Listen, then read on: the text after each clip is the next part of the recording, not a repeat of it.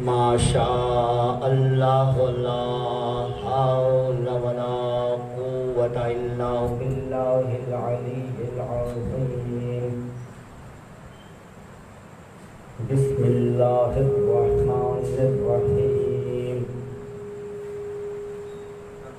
الحمد للہ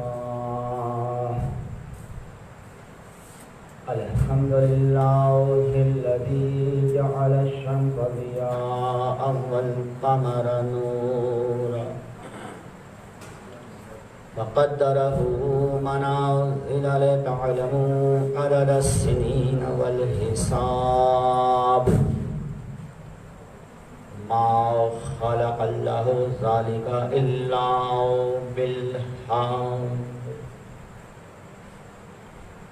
والصلاة والسلام والتحية والإكرام على العبد المؤيد الرسول المسدد النبي المهذب الصفي المقرب جد الحسن والحسين والنور الحرمين والصاحب قاب قوسين أو أدنى خیر خلقہ اشرف بریتہ حبیبہ عبدہ نبیہ رسولہ سیدی سیدکم مولایا مولاکم ابی القاسم محمد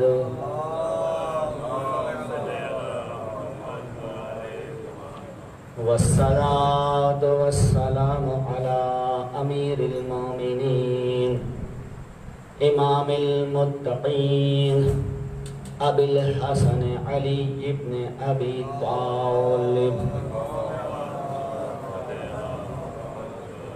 وآلہ الطیبین الطاہرین المعصومین المظلومین وصلی اللہ علی جمیع الانبیاء والمرسلین والشہداء والصدیقین والسلام علینا وعلی جمیع عباد اللہ الصالحین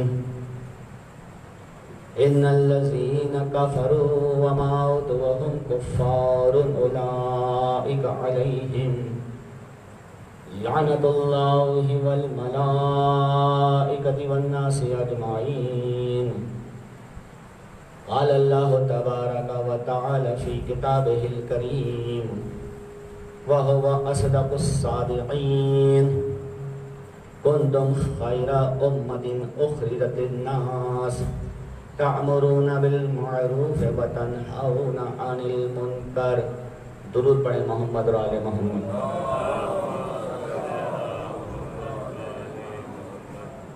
ہر حمد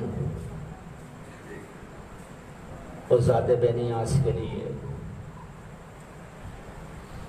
جو کائنات کا خالق بھی ہے نگہبان بھی، اور درود و سلام ان ذوات مقدسہ کے لیے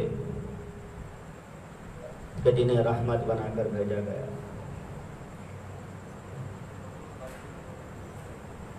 مجالس محرم الحرام 1441 ہجری کا سلسلہ جو محرم الحرام کی چاند رات سے شروع ہوا تھا، آج اسی سلسلے کی آخری کڑی خانوادہ چمن شاہ صاحب کے زیر اہتمام یہ مجالس آج اپنے اختتام کو پہنچ رہی ہیں۔ اگلے برس جو جیے گا وہ پھر شاہ کو روئے گا۔ ان تمام مومن و مومنات کا جنہوں نے کسی طرح بھی میری حوصلہ افزائی کا فرمائی، کسی طرح بھی میری رہنمائی فرمائی، بالخصوص حسن چمن شاہ صاحب اور ان کا خانوادہ کہ جنہوں نے اپنی میزبانی میں مہمان نوازی میں کوئی کسر نہیں چھوڑی اور ہر ممکن جو بھی ہو سکا تعاون کیا۔ اللہ تعالی ہماری اس عبادت کو قبول فرمائے اور ہم سب کے مرحومین کے درجات کو بلندی عطا فرمائے اور ہم سب کو تعلیمات اسلام پڑھنے سمجھنے اور اس پر عمل کرنے کی توفیق عطا فرمائے۔ درود پڑھیں محمد اور آل محمد۔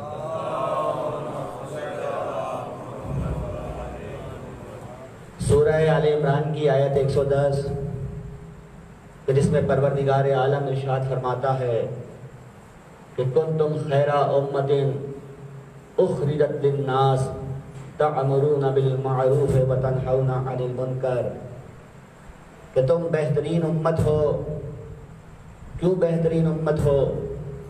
اس لیے نہیں کہ تم حکومت میں ہو، اس لیے نہیں کہ تم دولت رکھتے ہو، اس لیے نہیں کہ تم جاہ و حشم رکھتے ہو، بلکہ اس لیے کہ اخرجت للناس تأمرون بالمعروف وتنہون عن المنکر، اس لیے کہ تم وہ امت ہو جو امر بالمعروف اور نہیں عن المنکر کے لیے نکلتی ہو۔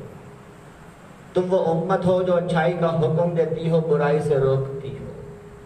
تم وہ امت ہو بتاتی ہو اچھائی کیا ہے، برائی کیا ہے، یعنی تم علم کو فروغ دیتی ہو، لہذا تم بہترین امت ہو۔ اسی فلسفے کو لے کر امام حسین علیہ السلام جب مدینے سے چلے تو ایک وصیت نامہ اپنے چھوٹے بھائی محمد حنفیہ کو لکھ کر دیا، جس میں امام نے اسی آیت کو اپنا مرکزی خیال بناتے ہوئے امام نے لکھا کہ اريد ان آمر بالمعروف وانہا عن المنکر، میں تو چاہتا یہ ہوں کہ اچھائی کا حکم کروں، میں تو چاہتا یہ ہوں کہ برائی سے روک دوں، میں تو چاہتا ہوں امر بالمعروف کروں، میں تو چاہتا ہوں نہیں عن المنکر کروں، اس کے سوا میرا کوئی مقصد نہیں ہے۔ وَأَسِيرَ بِسِيرَةِ جَدِّ محمد وَأَبِي علی ابن ابی طالب، میں تو اپنے نانا محمد اور اپنے بابا علی ابن ابی طالب کی سیرت پر چل رہا ہوں۔ لہذا یہ مت سمجھنا کہ اگر اللہ اور اس کا رسول کہتا ہے کہ امر بالمعروف کرو اور نہیں عن المنکر کرو تو تم اپنے ذہن سے تخلیق کر لو کہ یہ اچھا ہے یہ برا ہے۔ نہیں، اپنے ذہن سے تخلیق نہ کرنا کہ کیا اچھا ہے اور کیا برا ہے، سماج پہ مت چھوڑ دینا، معاشرے پہ نہیں چھوڑ دینا، بلکہ جب اللہ کا رسول دنیا سے گیا تو کہہ کر گیا کہ انی تارک فیکم الثقلین کتاب اللہ و عطرتی اہل بیتی، میں تمہارے درمیان دو گراں قدر چیزیں چھوڑ کے جا رہا ہوں، ایک اللہ کی کتاب ہے، دوسرے میری عطرت اہل بیت۔ جب تک تم ان سے وابستہ رہو گے گمراہ نہیں ہوگے، اور یہ دونوں چیزیں بھی ایک دوسرے سے جدا نہیں ہوں گی۔ کب تک؟ حتی یرد علی الحوض، یہاں تک کہ میرے پاس حوض کوثر پر پہنچ۔ لہذا یہ دونوں چیزیں چھوڑ کے جا رہا ہوں، تم ان دونوں چیزوں سے وابستہ رہنا، اور اگر تم ان دونوں چیزوں سے وابستہ رہے تو یقیناً تمہاری کامیابی ہے دنیا میں بھی اور آخرت میں۔ اب تمہارا فریضہ یہ ہے کہ تم اس کو آئندہ نسلوں تک پہنچاؤ، کیا اچھا ہے کیا برا ہے، امر بالمعروف اور نہیں عن المنکر کرو، یعنی تم سلسلہ تبلیغ جاری کرو، تبلیغ کرتے رہو۔ یہ مت دیکھنا کہ لوگوں کا رویہ کیا ہے، یہ مت دیکھنا لوگ اچھا سمجھ رہے ہیں یا برا سمجھ رہے ہیں، تم اپنی تبلیغ جاری اور ساری رکھنا، لیکن دیکھو گفتگو میں احتیاط کرنا، کوئی ایسا لفظ مت استعمال کرنا جس سے کسی کی آزاری ہو۔ قرآن کہتا ہے کہ تم ان کے جھوٹے خدا کو گالیاں مت دو، ورنہ یہ تمہارے سچے خدا کو برا کہے۔ لہذا الفاظ کا انتخاب تمہارا اہم ہونا چاہیے، تمہاری سوچ اہم ہونی چاہیے۔ اس لیے کہتے ہیں نا کہ کسی بادشاہ نے خواب دیکھا، اور اس خواب کی تعبیر، جو تعبیر الرؤیا کے ماہر تھے، جو خواب کی تعبیر بتانے کے ماہر تھے، ان سے پوچھا کہ دیکھو میں نے ایک خواب دیکھا ہے، اس کی تعبیر کیا ہے مجھے بتاؤ۔ تو جو ماہرین تھے دو، ایک ذہین تھا ایک عام سا تھا۔ جو عام سا تھا اس نے پتہ ہے کیا خواب کی تعبیر بتائی، اس نے کہا پاشا سلامت، آپ نے جو خواب دیکھا ہے اس کا مطلب یہ ہے کہ آپ کے قریبی جتنے بھی بیٹے ہیں بھائی ہیں سب آپ کے سامنے مر جائیں گے، سب آپ کے سامنے مر جائیں گے۔ جملہ دیکھیے گا، سب آپ کے سامنے مر جائیں گے۔ تو پتہ ہے بادشاہ نے کیا کیا، یہ کیسی تعبیر بتا رہا ہے، غصے میں آیا اور غصے میں آ کر کہا جاؤ اس کو قید کر دو. کیسی باتیں کرتا ہے. جو ذہین کا بات بتانے والا اس کو بلایا, کہا میں نے خواب دیکھا ہے, بتا اس کی کیا تعبیر ہے. تو پتہ ہے جو ذہین تھا, دیکھیے الفاظ کی اہمیت دیکھیے, جو ذہین تھا اس نے کیا کہا, اس نے کہا بادشاہ سلامت مبارک ہو, اللہ نے آپ کو طویل عمر عطا کی ہے, اتنی عمر آپ کے خاندان میں کسی کی بھی نہیں. بات وہی ہے, انداز بدل گئے ہیں. بادشاہ خوش ہوا, بادشاہ نے کہا اس کو انعام دے دو. دیکھیے چیز ایک ہی کہی ہے, بات کس بات کی ہے, صرف الفاظ کی, صرف انداز کی. اس نے کہا سب مر جائیں گے, کہا قید کر دو, کہ نہیں آپ نے طویل عمر پائی ہے. وہ خوش ہوا. بات یہی ہے, تبلیغ میں اہم عنصر کیا ہوتا ہے, انداز گفتگو, انداز بیان. اس کی بڑی اہمیت ہے. اس لیے جب مولا علی کے سامنے شامیوں کو برا کہا گیا, اہل شام کو برا کہا گیا, گالیاں دی گئی انہیں, تو مولا نے انہیں روک دیا, نہیں رک جاؤ. نہج البلاغہ میں موجود ہے خطبہ. نہج البلاغہ میں مولا فرماتے ہیں نہیں نہیں ان کو گالیاں مت دو اہل شام کو, شامیوں کو. ہاں اگر تم واقعی مخلص ہو تو ہمارے فضائل بیان کرو, یہی ان کے منہ پہ تماچا.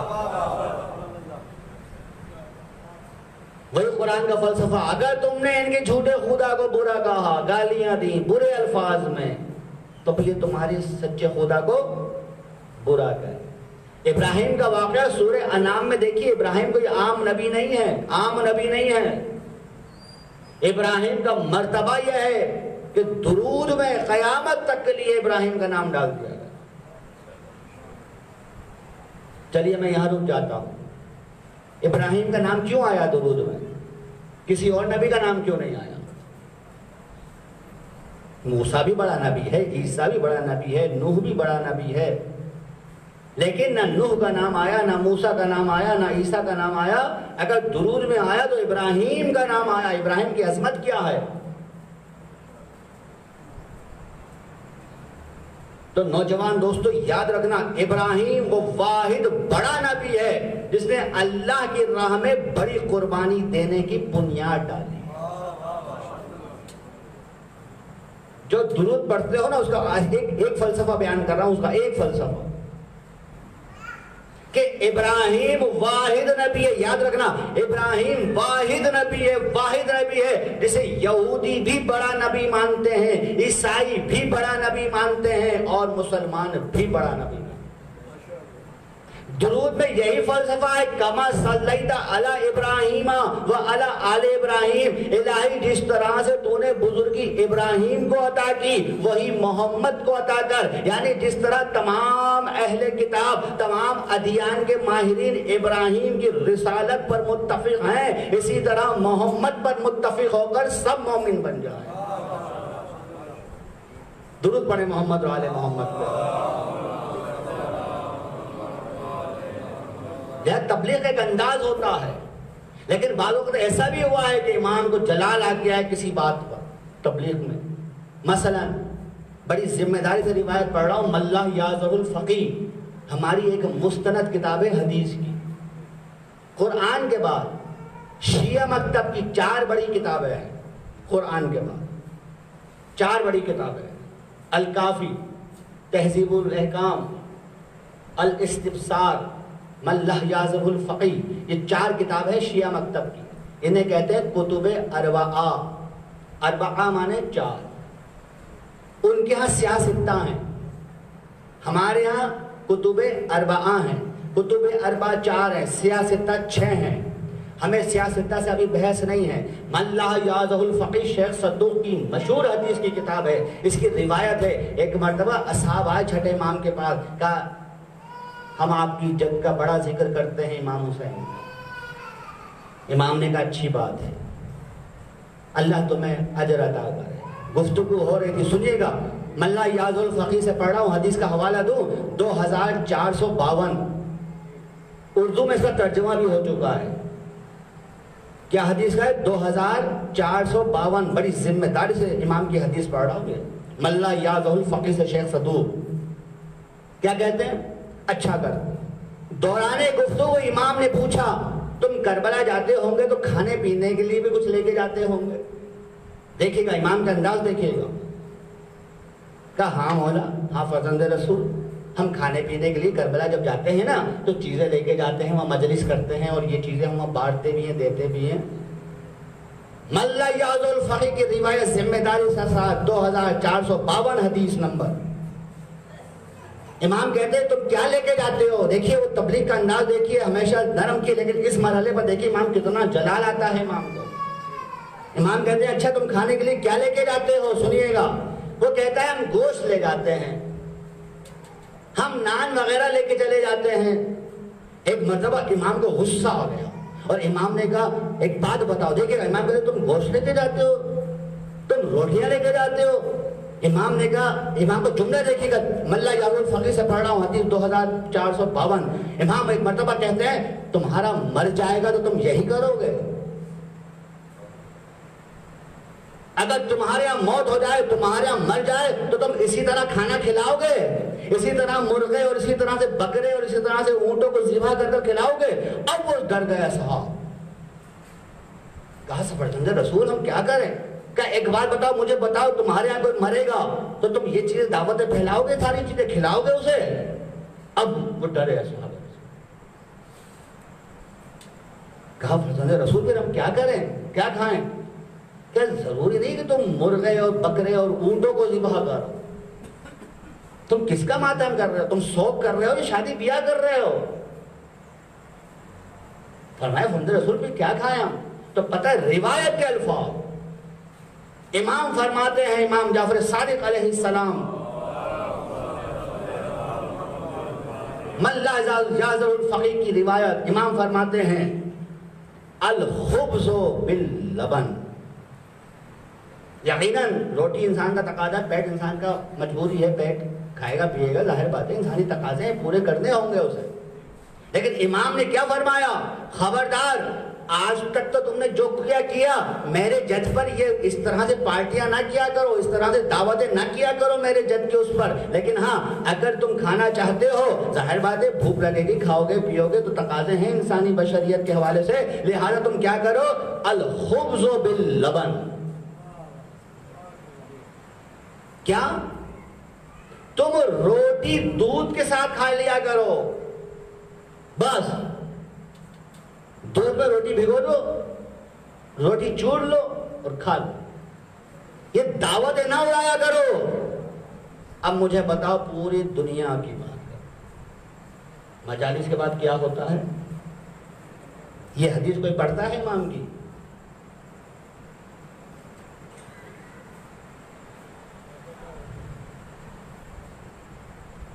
امام نے کہا کیا تمہارا مر جائے گا تم اسی طرح کھلاؤ گے، اسی طرح کھاؤ گے، اسی طرح بکرے اور مرغے اور اونٹوں کو ذبح کر کے دعوتیں اڑاؤ گے؟ آپ دیکھیے، ہم نے عزاداری کو سمجھا نہیں۔ میرے نوجوان دوستو یاد رکھنا، یہ عزاداری آئمہ کے سامنے تقریباً 200 سال تک ہوئی ہے۔ سن 61 ہجری میں واقعہ ہوا ہے اور 260 ہجری میں امام نے غیبت صغرا اختیار کی ہے۔ تقریباً 200 سال تک معصومین کے سامنے عزاداری ہوئی ہے، انہوں نے کس طرح کیا اس کو؟ ہمارا پیمانہ قرآن اور اہل بیت ہیں۔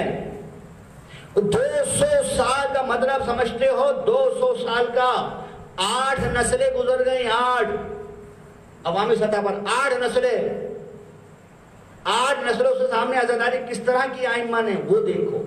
ہمارے ان روایتوں کو پڑھا نہیں جاتا، کیوں؟ خود بھی اس میں شامل ہے اشرف۔ اسی لیے بر صغیر کی روایت تھی۔ بر صغیر میں ہوتا کیا تھا؟ ہماری اس پوری پٹی پر کراچی سے لے کر دہلی تک ہوتا کیا تھا؟ یہی ہوتا تھا، دعوتیں کرتے تھے، اللہ نے تمہیں دیا ہے تو کرو نظر و نیاز، لیکن اس دن کرو جس دن تم خوش ہو۔ تم کس دن خوش ہوں گے؟ جس دن دشمن خدا مرے گا۔ یہی وجہ ہے کہ 22 رجب کو کونڈے ہوتے تھے۔ 22 رجب کی تاریخ پتہ ہے؟ حاکم شام مرا تھا، یزید کا باپ مرا تھا۔ 22 رجب اس پوری پٹی پر 22 رجب کو ہوتے تھے، اسے کونڈے کہتے تھے ہمارے ہاں۔ اللہ نے تمہیں دیا ہے کرو، لیکن امام کی ولادت پہ کرو، نظر و نیاز ضرور کرو، لیکن دشمن خدا کی ہلاکت پر کرو۔ جنازے پوری پٹی پہ ہوتے رہے کنڈے، اور کنڈے جیسی مشہور نیاز تو اس پٹی پر تقسیم سے پہلے بھی نہیں تھی، تقسیم کے بعد بھی نہیں ہوئی، تقسیم ہند سے پہلے بھی، تقسیم ہند کے بعد بھی۔ کب ہوتی تھی؟ 22 رجب ایک تاریخ ہوتی تھی۔ اس وقت کے علماء ذہین تھے، ہوشیار تھے، انہوں نے نہیں اس کو کسی اور طرف مت لے جاؤ۔ ہاں مجلس کے بعد نمک پاڑے بانٹ دیتے تھے وہ، آج بھی ہندوستان میں چلے جائیے بعض جگہوں پر یہی ہوتا ہے، ساتھی سے نمک پاڑے بانٹ۔ اچھا بانٹتے کیوں تھے؟ بہار الانوار میں علامہ باقر مجلسی نے ایک عجیب روایت لکھی ہے، درود پڑھے محمد اور آل محمد۔ بانٹنے کی ضرورت کیا ہے؟ تو باقر مجلسی بہار الانوار میں لکھتے ہیں کہ جب یہ قافلہ حسینی شام سے رہائی پانے کے بعد مدینے آیا، جب مدینے آیا تو مجالس کا اہتمام کیا گیا، مجالس کا انتظام کیا گیا، اور جو خانوادہ اہل بیت تھے یہ مجالس پڑھتے بھی تھے، سنتے بھی تھے۔ کبھی بی بی زینب مجلس پڑھ رہی ہیں، کبھی میرا چوتھا امام مجلس پڑھ رہا ہے، کبھی میرا پانچواں امام مجلس پڑھ رہا ہے، کبھی رباب مجلس پڑھ رہی ہیں، کبھی کوئی اس طرح سے مجلسوں کا سلسلہ جاری تھا۔ اسی دوران خانوادہ اہل بیت نے دیکھا کہ بی بی ام رباب جو ہیں یہ بہت زیادہ گریا کرتی ہیں، ان کے آنسو تھمتے نہیں ہیں۔ جو خانوادہ نبوت تھا اس نے بی بی ام رباب سے پوچھا کہ یہ بتائیے کہ جو آپ اتنا گریا کرتی رہتی ہیں، آپ کے آنسو خشک نہیں ہوتے، آپ جاری و ساری رکھتے ہیں آنسو، اس کا سبب کیا ہے؟ اس کے پیچھے کیا فلسفہ ہے؟ تو بی بی فرماتی ہیں بات یہ ہے کہ میں جو کا ستو استعمال کرتی ہوں۔ بہار الانوار میں علامہ باقر مجلسی نے اس روایت کو لکھا کہ میں جو کا ستو استعمال کرتی ہوں، لہٰذا میرے آنسو غم حسین میں بھی جاری رہتے ہیں۔ اس کے بعد سے علامہ باقر مجلسی نے بہار الانوار میں لکھا، اس کے بعد سے مفتی طیب آغا جزائری نے اس میں حاشیہ لکھا، اس کے بعد سے ہمارے ہاں یعنی خانوادہ نبوت میں یہ رسم جاری ہو گئی کہ جب مجلس ہوتی تھی تو جو کے ستو بانٹ دیے جاتے تھے۔ وہ روایت وہاں سے لے کر آج چکن ٹکے پر آ گئے، آج مرغیوں بکرے اور اونٹوں پر آ گئے۔ وہ فلسفہ الگ تھا، اور اس کے بعد یہ ہوا کہ نہیں جناب چلو ٹھیک ہے بچوں کو بلانے کے لیے، وہ ایک الگ مسئلہ، لیکن وہ بھی کوئی ایسی چیزیں نہیں ڈالتے، بانٹتے ڈالتے کھلاتے تھے ان کو کہ جو خوشی کے لیے مخصوص ہوتی تھی۔ ہر چیز سے مخصوص ہوتا ہے، یہ خوشی کا لباس ہے۔ جا کے پوچھو کسی بھی عالم سے کہ اگر کوئی بیوہ عدت کے دوران لال کپڑے پہن لے تو کیا فتویٰ دو گے؟ پوچھو جا کر، تمام علماء اسلام کا حکم ہے، فتویٰ ہے، عدت کے دوران، چونکہ عدت غم کی بات ہے کہ کسی کا شوہر مر جائے اور اس شوہر کے مرنے کے بعد اگر وہ عدت میں ہے تو عدت کے دوران لال کپڑے پہننا اس پر حرام ہے، زیب و زینت اس پر حرام ہے۔ تو کیا غم حسین اس شوہر سے بھی کم رہ گیا؟ مجھے بتائیے۔ عزاداری کا بھی ایک فلسفہ ہے، اس کا بھی ایک پیمانہ ہے۔ ہماری مرضی نہیں ہے کہ ہم نے جو چاہے کھایا، جو چاہے کھلایا، جو چاہے پڑھا، جو چاہے سنا، نہیں۔ منبر پر ان کو بٹھاؤ، یہ کرو۔ عزاداری کی اہمیت کا اندازہ لگائیے کہ جب واقعہ کربلا کے بعد امام کو کوئی دعوت دیتا تھا، چوتھے امام سے لے کر 12ویں امام تک، کہ آپ آئیے، تشریف لائیے، تو امام خوشی کی تقاریب میں دور ہی رہتے تھے۔ اور میں یہاں ایک جملہ کہتا ہوں، ہمارے یہاں کیا ہوتا ہے کہ خوشی کی تقریب میں زیادہ شرکت کرتے ہیں، غم میں کم کرتے ہیں۔ اسلام نے، بڑی ذمہ داری سے بات کر رہا ہوں، اسلام نے نکاح میں شرکت کی اتنے فضائل نہیں لکھے جس میں جنازے کو شرکت کے رکھ لکھے۔ آپ دیکھیں، شادی میں شرکت کی وہ فضیلتیں نہیں ہیں، وہ فضائل نہیں ہیں جو کسی کی تدفین میں، کسی کے جنازے پہ شریعت نے رکھے ہیں۔ آپ اہمیت کا اندازہ لگائیے اس بات کا۔ اور جب چوتھے امام سے کسی نے کہا تھا مولا میرے یہاں شادی ہے، آپ تشریف لائیے گا، تو پتہ ہی کیا ہوا؟ میرا چوتھا امام، جواہر البیان سے پڑھ رہا ہوں، جواہر البیان میں یہ روایت لکھی ہوئی ہے میرے چوتھے امام نے کہا نہیں، ہم کربلا کی بات کسی خوشی میں شرکت نہیں کرتے، اللہ تمہیں مبارک کرے، اللہ تمہیں برکت عطا کرے، تمہاری نسل بڑھائے۔ امام نے دعا دی، اس نے کہا مولا میری خواہش ہے، مولا میری خواہش ہے۔ انسانیت بھی تو دکھانی ہے نا امام کو، انسانیت، ان سے بڑا کون ہو سکتا ہے انسانیت کا پیغمبر؟ امام نے کہا ٹھیک ہے، تمہاری خواہش ہے، تم اچھے انسان ہو، نیک انسان ہو، شریف انسان ہو، مجھے تمہاری خواہش کا احترام ہے، لیکن ایک شرط ہوگی۔ جواہر البیان کی روایت ہے، ایک شرط ہوگی۔ کیا شرط ہے؟ مجھے قبول ہے مولا آپ کی شرط۔ کہا دیکھو، جب تم شادی کی رسومات شروع کرو نا تو ٹھیک ہے، وہ تمہارے ذاتی ثقافتیں ہیں، کچھ بھی کرو، وہ اپنا مسئلہ ہے، اس میں کوئی حرام کام تو تم کرتے نہیں ہو، ظاہر بات ہے نیک انسان ہو تم، وہ تو مجھے معلوم ہے، لیکن ایک کام کرنا کہ جب تم اپنی شادی کی رسومات شروع کرو تو اس سے پہلے میرے بابا حسین ابن علی کی مجلس کر لینا، میں آؤں گا۔ آج بھی بر صغیر میں ہمارے پاس خاندان ایسے ہیں کہ اگر شادی کی رسومات شروع ہوتی ہے نا، جسے آپ مہندی وغیرہ کہہ لیجیے، تو پہلے مجلس عزا ہوتی ہے۔ ہمارے سادات گھرانوں میں یہ رسم آج بھی موجود ہے کہ شادی کی تقریب میں پہلے مجلس ہوتی ہے، اس کے بعد پھر دیگر رسومات ادا کی جاتی ہے۔ لکھنؤ کی تہذیب میں یہ آج بھی موجود ہے۔ امام نے کہا میں آؤں گا، لیکن شرط کیا ہے؟ شرط یہ ہے کہ میرے بابا کی مجلس کرو پہلے، میں اس مجلس میں شرکت ضرور کروں گا۔ اس نے کہا ٹھیک ہے فرزند رسول، جیسا آپ کا حکم، میں مجلس کروں گا۔ اس نے مجلس کی۔ سنیے گا، مجلس شروع ہوئی۔ جواہر البیان کی ذمہ داری کو پڑھ رہا ہوں، وہ کیا کہتے ہیں جواہر البیان کے مصنف؟ وہ کہتے ہیں مجلس شروع ہوئی، میزبان دیکھتا رہا، کہیں نظر نہیں آ رہے، کہیں نظر نہیں آئے امام۔ جب مجلس ختم ہوئی، اب یہ اٹھ کے باہر جانے لگا۔ جب باہر جانے لگا کیا دیکھتا ہے؟ عزاداروں کے جوتے پر میرا چوتھا امام بیٹھا ہوا۔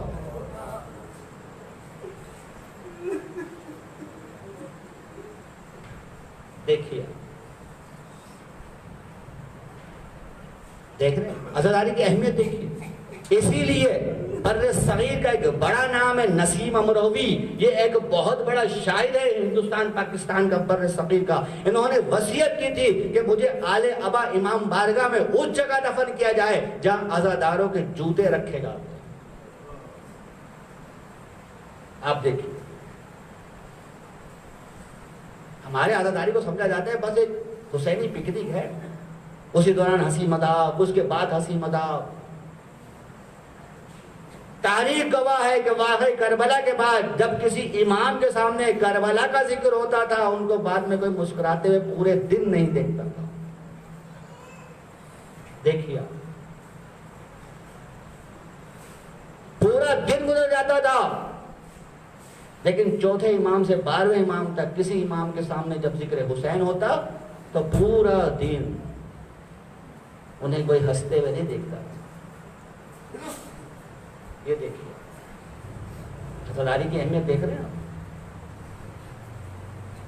تبلیغ صحیح معنوں میں تو شروع یہاں سے کی جائے، چونکہ یہ عزاداری ہی ہماری تبلیغ کا ایک سب سے بڑا مرکز ہے، بنیاد یہاں سے کی جائے۔ آج 10 محرم کو یہ جو مرغے متجن ہوتے ہیں، اس پر جتنا پیسہ خرچ ہوتا ہے، اگر یہ ٹھیک ہے تبرک بانٹیے، ضرور بانٹیے، نظر و نیاز کیجیے، مگر اور دنوں میں کیجیے، خوشی کے دنوں میں کیجیے۔ اور یہ پیسہ جمع کر اگر مجھے بتلائیے، اگر امام جعفر صادق میڈیکل یونیورسٹی بن جائے تو اس میں حیرانی کی بات کیا ہے؟ علم کو فروغ دو، محض کھایا پیا اور چلتے بنے۔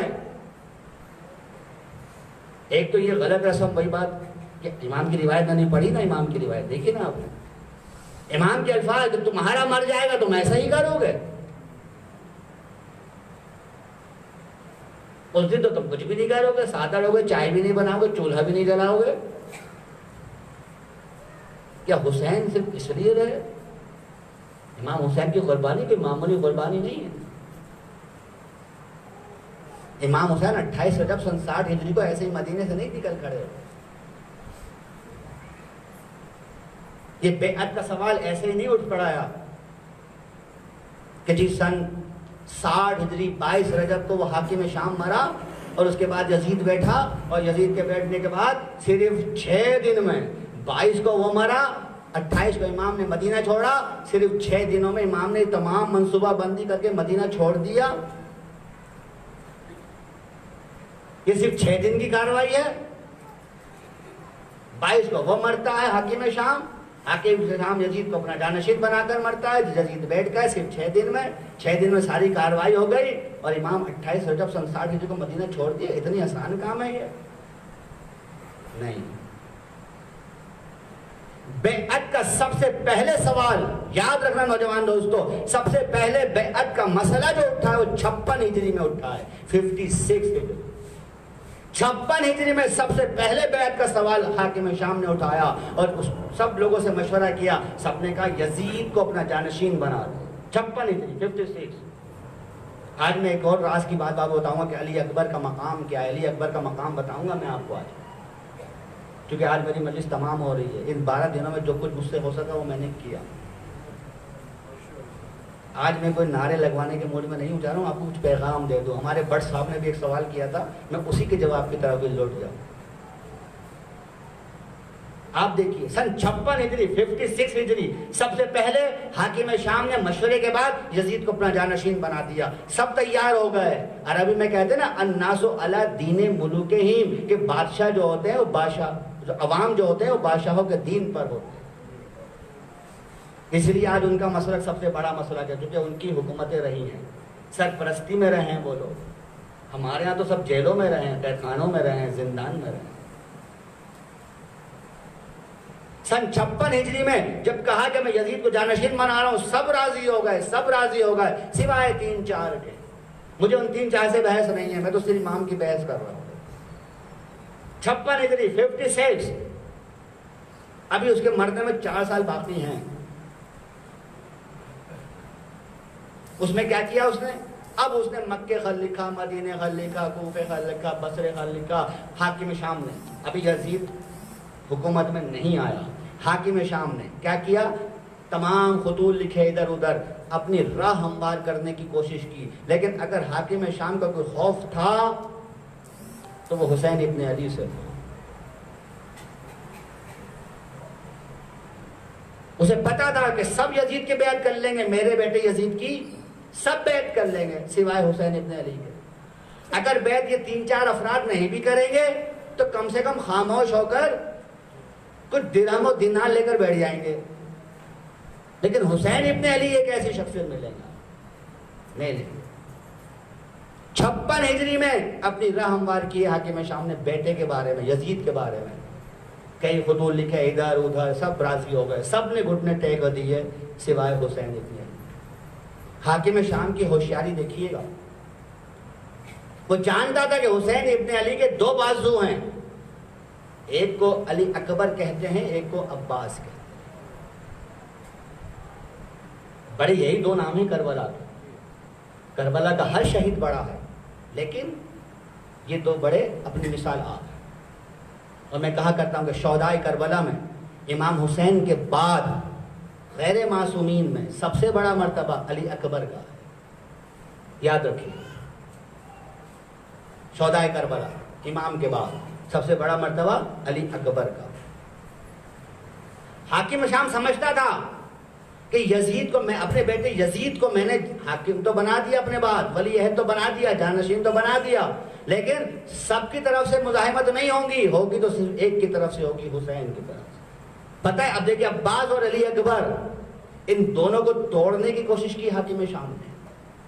حاکم شام نے عباس کو طلب کیا. تاریخ طبری میں تفصیل سے لکھی ہے ساری باتیں. تاریخ طبری پہلی تاریخی کتاب جو سب سے تفصیل سے لکھی گئی ہے جلدوں میں، ورنہ 1-2 جلدوں میں تو پہلے بھی لکھی گئی کتاب ہے، لیکن تاریخ طبری سب سے پہلی بڑی کتاب ہے جو لکھی گئی تقریباً 1200 سال پہلے. حضرت عباس کو بلایا حاکم شام نے. ابھی تو یزید حکومت میں نہیں آیا، یہ اس وقت کی بات ہے. ابھی یزید بادشاہ نہیں بنا، یہ اس وقت کی بات ہے. ابھی یزید خلیفہ نہیں بنا، یہ اس وقت کی بات ہے. ابھی تو یزید کا باپ ہے، اس کی بات کر رہا ہوں میں حکومت میں. اس نے عباس کو بلایا، کہا عباس دیکھو تم بہت ذہین اور ہوشیار آدمی ہو، تمہیں تو کسی صوبے کا گورنر ہونا چاہیے، بتاؤ تمہیں کہاں کی گورنری چاہیے. دیکھیے حاکم شام کی ہوشیاری دیکھیے. تم بنی کلاب کے ننھیال ہے تمہارا، اور یقینی طور پر تم ایک اچھے انسان ہو، بہادر انسان ہو، ہمیں تمہاری ضرورت ہے۔ اب بتاؤ تمہیں اگر مدینے کا حاکم بننا ہے یا کوفے کا حاکم بننا ہے یا بصرے کا حاکم بننا ہے، ہم ابھی حکم نامہ جاری کر دیتے ہیں۔ حضرت عباس نے اس کو غور سے دیکھا کہ تو کیا سمجھتا ہے یہ خلافت کوئی کھلونا ہے کہ مچلتے ہوئے بچے کو پکڑا دیا جائے؟ کچھ بھی ہو جائے میں اپنے آقا کا ساتھ نہیں چھوڑ سکتا، یہ گورنری اپنے پاس رکھ۔ میں تاریخ کے اوراق الٹوں تو بات کہاں سے کہاں پہنچے گی۔ صرف بٹ صاحب کے سوال کے جواب دے رہا ہوں، یہ میں نے ان سے وعدہ کیا تھا ممبر سے جواب دوں گا۔ جب عباس کی طرف سے حاکم شام یزید کا باب ناکام ہو گیا، اب اس کی نگاہ تھی علی اکبر کی۔ یہ بڑا اہم موضوع ہے، علی اکبر۔ پتہ ہے علی اکبر کون ہے حاکم شام کا؟ ام لیلا، یعنی علی اکبر کی والدہ جو ہیں یہ ابو سفیان کی نواسی ہے سگی۔ آپ دیکھیے یزید کی بہن ہے، کتنا قریبی رشتہ ہے دیکھیے۔ حاکم شام ماموں ہے ام لیلا کا۔ پتا ہے علی اکبر کو؟ اب دیکھیے علی اکبر کو توڑ، علی اکبر تم میرے نواسے ہو تو پتا ہے نا۔ علی اکبر نے کہا یقیناً رشتہ محترم ہے، یقیناً رشتہ اپنی جگہ ہے، اس میں کوئی شک کی بات نہیں ہے کہ تم میرے نانا ہو، ام لیلا کے ماموں ہیں سب۔ یہ رشتہ دیکھیے کتنا عجیب ہے۔ علی اکبر کا ننھیال دیکھیے، ابو سفیان کی نواسی ہے ام لیلا، سگی نواسی ہے۔ تو یزید کا دادا اور ام لیلا کا نانا ایک ہی ہے، دیکھیے یزید کا دادا اور ام لیلا کا نانا ایک ہی شخص ہے، کتنا قریبی رشتہ ہے۔ علی اکبر کتنا قریبی رشتہ دار ہے۔ اب علی اکبر کی طرف نگاہیں تھی حاکم شام۔ علی اکبر تمہیں پتا ہے نا تمہارا ہمارا کیا رشتہ بنتا ہے؟ کہاں مجھے معلوم ہے، ننھیال ہے تو میرا، ددھیال بنی ہاشم سے ہے، ننھیال بنی امیہ سے ہے، ٹھیک ہے۔ پھر کہ دیکھ علی اکبر تمہاری ہماری رشتہ داری ہے، سب کچھ ہے۔ علی اکبر ایک کام کرو، تم جو ہے نا مدینے کی گورنری لے لو، لیکن لالچ دیا جاتا ہے۔ ہاں اگر تمہیں مدینے کی گورنری پسند ہے تو دمشق آ جاؤ، دمشق آ جاؤ ہمارے پاس، شام۔ ایسا کرنا کہ یزید کے ساتھ تم رہنا، یزید کے ساتھ گھومنا پھرنا، یزید کے ساتھ ساری کرنا، اپنے جتنے بھی تمہارے کام ہیں تم یزید کو مشورہ دیتے رہنا، یزید کام کرتا رہے گا اس طرح۔ اب دیکھیں کس طرح سے کوشش کر رہا ہے حاکم شام راہ ہموار کرنے کی۔ یہ کربلا سن 60 ہجری کا واقعہ نہیں ہے، صرف 61 ہجری کا واقعہ نہیں ہے، اس کے پیچھے یہ ایک مختصر سی تاریخ میں بیان کر رہا ہوں تاکہ نوجوانوں کو پتہ چلے کہ کس طرح سے رشتوں کو پامال کیا ہے حاکم شام، صرف اپنی انا کے۔ علی اکبر تم دمشق آؤ، ٹھیک ہے، یزید کو مشورے کی ضرورت ہے، وہ بیچارہ بچہ ہے نا، شرابی بچہ، بھی چھوٹا ہے وہ۔ دیکھیے ہوشیاری دیکھیے اس حاکم شام کی، الفاظ کا کھیل، مکاری میں ماہر تھا۔ اس لیے میرا مولا کہا کرتا تھا، نہج البلاغہ میں موجود ہے، اے حاکم شام تو کیا سمجھتا ہے مجھ سے زیادہ ہوشیار ہے؟ تو کیا سمجھتا ہے؟ نہج البلاغہ میں مولا کہتے ہیں تو کیا سمجھتا ہے مجھ سے زیادہ ہوشیار ہے؟ لیکن مجھے خوف خدا ہے۔ سمجھ رہے ہیں آپ؟ صفین ہوئی ہے نا مولا کی جنگ حاکم شام سے، تو کسی نے میرے مولا سے پوچھا تھا، مولا آپ صفین ہار گئے، جمل جیت گئے، تو بڑی جنگیں، جمل جیت گئے، صفین ہار گئے، جو حاکم شام سے مولا کی جنگ تھی۔ تو مولا نے بڑا عجیب جواب دیا تھا پلٹ کر، کہا تھا ہم جمل اس لیے جیت گئے کہ ہمارا مقابلہ جہالت سے تھا. صفین اس لیے ہار گئے کہ ہمارا مقابلہ مکر و فریب سے تھا. علی مکر و فریب کیسے کرے؟ علی مکر و فریب نہیں کر سکتا. علی بتائے گا 2 اور 2 4 ہی ہوتے ہیں. علی 2 اور 3 کو 4 کیسے کہہ دے؟ لہذا صفین میں اس نے مکاری کی حاکم شام نے. تفسیر میں جاؤں گا تو وقت کہاں سے کہاں پہنچے. علی اکبر آؤ، تمہیں دمشق میں ہم دعوت دیتے ہیں، حکومت بناؤ یزید کے ساتھ. علی اکبر سنتے رہے، مختلف پیغام علی اکبر کے پاس آتے رہے. رشتوں کا وہ بھرم، دیکھو ہمارے رشتہ دار ہو، تمہیں کتنی قریبی رشتہ داری ہے. تمہارا نانا یزید کا دادا ایک ہی ہے، جو یزید کا دادا ہے وہ تمہارا نانا ہے. آ جاؤ، آپس کی بات ہے، بیٹھ کے مسئلہ حل کر لیں گے حکومت بنانے کا. علی اکبر نے بھی پلٹ کر کہا کہ تو کیا سمجھتا ہے میں اپنے بابا کو چھوڑ دوں گا؟ بات رشتہ داری کی نہیں ہے، حق اور باطل کی. ہم رشتے نبھانے نہیں آئے. ابو لہب مصطفیٰ کا چچا ہے، لیکن حق و باطل کے مرحلے پر تبت یدا ابی لہب و تب موجود. تو ہمیں وہ بلیک میل نہ کر کہ رشتوں کا بھرم دے کر. ٹھیک ہے یزید کا دادا اور میرا نانا ایک ہی ہے، لیکن اس کا یہ مطلب نہیں کہ میں حق کو چھوڑ دوں. آپ دیکھیے میں مختصر بیان کر رہا ہوں. بیعت سمجھ میں آئی؟ یزید کی بیعت سن 60 ہجری میں نہیں، اس سے پہلے سے یہ بحث جاری ہے اور ایک پورا جال بچھایا جا رہا ہے. لیکن جب 22 رجب سن 60 ہجری کو حاکم شام مرا، اب حد و حال واضح ہوگا کہ اب وہ صورتحال یقینی طور پر اب یزید حکومت میں آ چکا ہے. اب حسین مجبور ہے. حسین پہلے ہی ساری چیزیں سمجھ گئے تھے کہ اب کیا ہونے والا. اب امام نے ان 6 دنوں میں جیسے ہی اطلاع آئی فوراً امام سمجھ گئے کہ بس اب میرا ساتھ یہ مدینہ مجھے چھوڑنا ہے. واقعی کربلا ہمارا کوئی بیان ہی نہیں کرتا. وہی لکھی پٹی باتیں ہوتی ہیں جو ممبر سے بیان کرتی جاتی. کیوں نہیں کرتا؟ اس لیے کتب بینی نہیں ہے، کتابیں پڑھنے کا شوق نہیں. تواریخ میں سب موجود ہے. 1100 سال پرانی، 1200 سال پرانی کتابیں اٹھا کے دیکھ لیو، مقاتل اٹھا کے دیکھ لو، سب موجود ہے تفصیلات میں.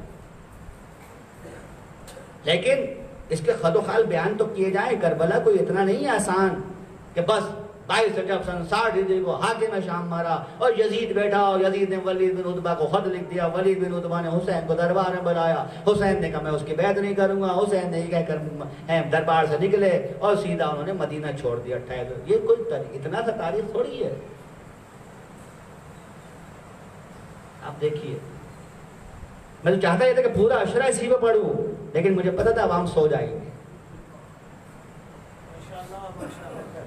کیونکہ لوگ جاننا نہیں چاہتے، چہچہانا چاہتے. میں نہیں چاہتا میری موضوع خشک ہو، لیکن آج چونکہ آخری دن ہے، پتہ نہیں اگلے برس کون جائے گا، کون یہاں آئے گا، کون نہیں آ سکے گا. کم سے کم میں بٹ صاحب کے سوال پر ایک مختصر سا جواب تو ممبر سے دوں. بیعت کے مسئلے کو تو واضح کروں. میں نے پہلے بھی کہا تھا کہ اگر یزید اچھا اور نیک بھی ہوتا تبھی امام یزید کی بیعت نہ کرتے. یہ تصور کہ یزید شرابی تھا، جواری تھا، لہذا امام نے بیعت نہیں کی، یہ لہذا غلط ہے. اگر یزید نیک اور متقی اور پرہیزگار بھی ہوتا تبھی امام یزید کی بیعت نہ کرتے. میں بتا چکا ہوں شیعت کا قاعدہ، یاد رکھنا. یزید کتنا ہی نیک ہوتا بالفرض، کتنا ہی اچھا ہوتا، کتنا ہی کچھ ہوتا غیر معصوم، اور معصوم کبھی غیر معصوم کی بیعت نہیں کرتا. اگر سلمان جیسا عظیم انسان بھی ہے تب بھی حسین سلمان کی بیعت نہیں کریں گے، سلمان حسین کی بیعت یاد رکھنا نوجوان دوست. بس میں مجلس تمام کر رہا ہوں، مختصر کر رہا ہوں. یہ بیعت کا سوال اٹھایا حاکم شام نے سن 56 ہجری میں یہ سارے 4 سال، یہ جو 4 سال گزرے ہیں نا 56 سے 60 تک، ان 4-5 سالوں میں حاکم شام نے اپنے بیٹے یزید کے لیے راہ ہموار کی، ایک ایک شخص کو توڑنے کی کوشش کی، کبھی عباس، کبھی علی اکبر۔ علی اکبر کا تو ننہال ہی وہی ہے، دیکھ رہے ہیں آپ۔ سن 56 ہجری میں بیعت کا سوال اٹھا، 28 رجب سن 60 ہجری کو امام نے مدینہ چھوڑا۔ بس میں نے مجلس تمام کی۔ 2 محرم سن 61 ہجری کو یہ قافلہ کربلا کی سرزمین پہ پہنچ گیا۔ 4 محرم لشکر یزید میں مسلسل اضافہ ہو رہا ہے، مسلسل۔ کتنے ہیں مجھے نہیں معلوم، لیکن کم سے کم 30,000 ضرور ہے۔ 30,000 کا لشکر جمع ہو گیا، حسین کو چاروں طرف سے گھیر لیا گیا۔ بس میں نے مجلس تمام کی۔ چاروں طرف سے حسین کو گھیر لیا گیا نرغہ اعدام میں۔ بتائیے زینب کے دل پر کیا گزرتی ہو، کیا مشکل مرحلہ ہوگا۔ شب عاشور کتنی قیامت خیز رات تھی وہ، کہ ادھر ایک سے ایک ہتھیار، دوسری طرف کچھ بھی نہیں، ادھر سب جوان۔ آپ دیکھیں یہ ہرملہ 21-20 سال کا نوجوان تھا، یہ ہرملہ جس نے تیر چلا کر ازغر جیسے عظیم انسان کو قتل۔ ہرملہ کی عمر کیا ہے؟ 21-22 سال۔ ادھر ایک سے ایک تیر انداز، ایک سے ایک جوان، بوڑھا کوئی نہیں ہے۔ ادھر بوڑھے بچے۔ حسین لڑنے تھوڑی نکلے، وہ تو لڑنے آئے ہیں۔ انہیں پتا ہے کہ ان کا مقابلہ عباس سے اور علی اکبر سے ہے۔ وہ تو مسلح ہو کے آئے ہیں کہ ایک عباس ہمارے 30,000 پر حاوی ہو جائے گا اگر عباس کو لڑنے کی اجازت دیتے۔ مسلم کی لڑائی دیکھ چکے تھے وہ کوفے میں، سب بتا چکا ہوں۔ شب عاشور پھر بھی میرا حسین کس قدر مطمئن ہے، کس قدر مطمئن ہے۔ یاد ہے نا میرا جملہ؟ تاریخ انسانی میں آدم سے آج تک کی ساری تاریخ انسانی اٹھا کے دیکھ لو، کسی فوجی سپاہ سالار نے، کسی کمانڈر نے، کسی چیف آف آرمی اسٹاف نے کبھی بھی اپنی فوج کو جمع کر حالت جنگ میں یہ نہیں کہا جسے جانا ہے چلا جائے۔ جو فوجی ہیں انہیں بھی معلوم ہے، عوام کو معلوم ہے کہ ان کی چھٹیاں منسوخ کر دی جاتی ہیں، جو ریٹائرڈ ہو جاتے ہیں انہیں بلا لیا جاتا ہے، جو اسکاؤٹس تنظیمیں ہیں انہیں بھی بلا لیتے ہیں، نوجوانوں کو بھی بھرتی کا پیغام ملتا رہتا ہے، لیکن واحد حسین کی ذات ہے یہ، واحد تاریخ انسانی میں کہ اول تو فوجی کتنی ہے، اس کے باوجود شب عاشور میرا مولا سب کو جمع کر کہتا ہے جسے جانا ہے چلا جائے۔ ہو سکتا ہے تمہیں شرم آتی ہو جانے میں چراغ بجھا دیتا ہوں، چراغ بجھا رہا ہوں، جسے جانا ہے چلا جائے۔ یہ حسین کا اطمینان،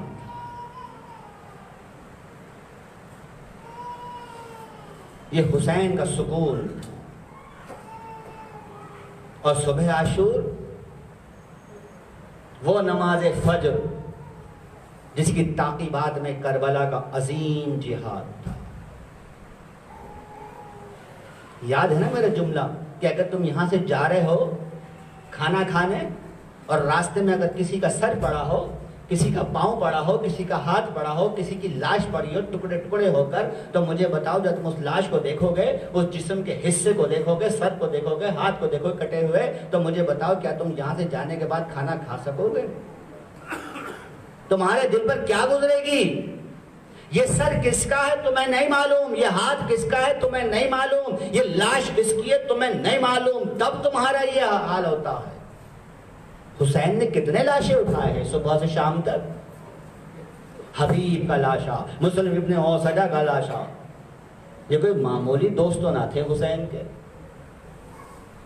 اصحاب سے آگے بڑھو.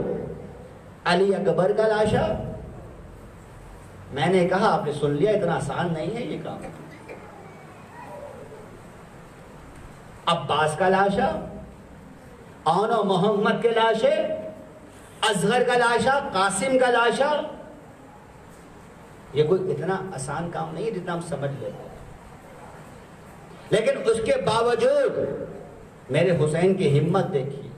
آخری رخصت کے بعد جب خیمے سے نکلے ہیں تو تاریخ گواہ ہے, اتنی بہادری سے لڑے ہیں, اتنی بہادری سے لڑے ہیں کہ آج تک تاریخ انسانی پریشان ہے کہ ایک بھوکا پیاسا, ایک شخص جس نے صبح سے لاشیں اٹھائی ہیں, وہ کس طرح جنگ کرتا ہے. جنگ کرتے کرتے ایک مرتبہ میرا حسین زخموں سے چور ہوا. حسین کے جسم پر کتنے تیر ہیں, کتنے تیر ہیں. پتا ہے بعد میں کسی نے سجاد سے پوچھا تھا کہ روز عاشورہ آپ کے بابا کے جسم پر کتنے تیر تھے, کتنے تیر تھے. تو ایک روایت کے مطابق امام نے فرمایا تھا کہ بتاؤ تم نے کبھی شاہی جانور دیکھا ہے؟ کہا یار فرزند رسول ہاں دیکھا ہے. کہا اس شاہی جانور پر تم نے دیکھا ہوگا کانٹے چبھے ہوتے ہیں, کانٹے لگے ہوتے ہیں کہ پورا جسم نظر نہیں آتا.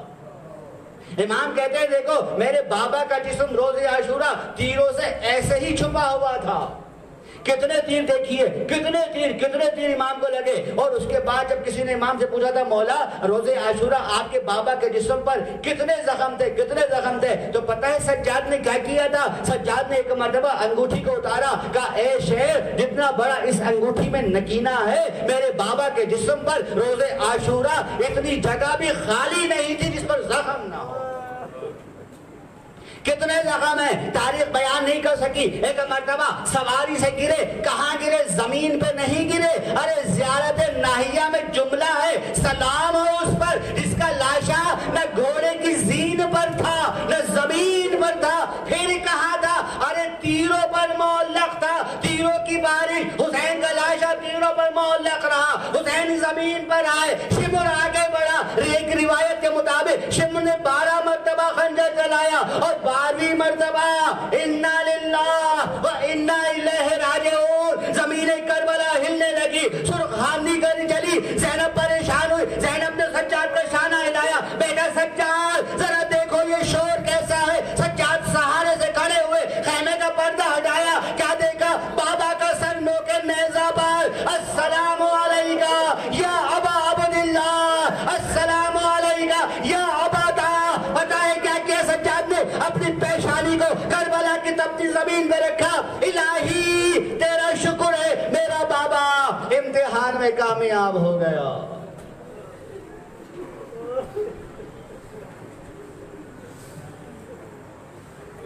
سبحان ربک رب العزت عما یصفون والسلام علی المرسلین والحمد للہ رب العالمین.